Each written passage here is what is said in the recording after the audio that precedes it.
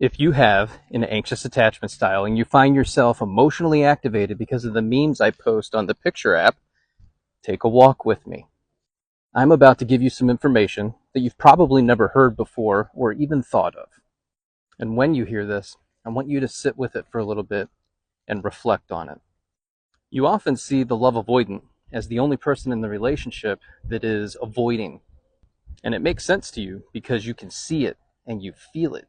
The anxious attacher spends a lot of their time trying to figure out what the avoidant is thinking and feeling. And you do this as a means of finding certainty in the relationship that the avoidant isn't going to leave or abandon you.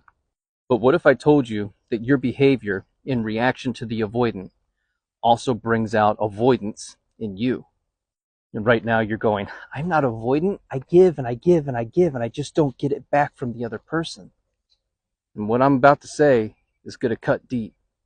But your process of giving and giving to the point of self-abandoning and having that lack of boundaries is actually you avoiding rejection and abandonment. You're in a place where you're ignoring the truth of your thoughts, feelings, and emotions. You often have a high demand on the other person to meet your needs, wants, and desires.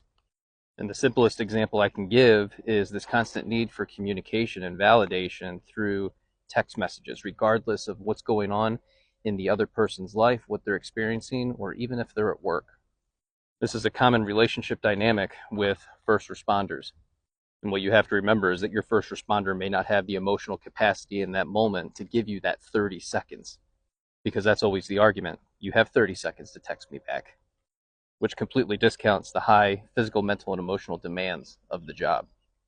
And in that moment, the anxious attacher is avoiding sitting in the discomfort of their own thoughts, feelings, and emotions by putting it onto the other person to respond to them.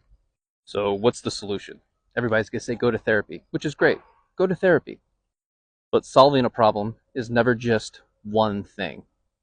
The anxious attacher needs to learn more about self-regulation, while the avoidant needs to learn more about co-regulation. And then, both of you have to take what you've learned and marry those two things together in your relationship. So is all the work on the anxious attacher? No. But the anxious attacher is oftentimes the one that is willing to go to therapy and start momentum in that direction. So instead of demanding that the other person do something first, why don't you just do something for yourself for a change?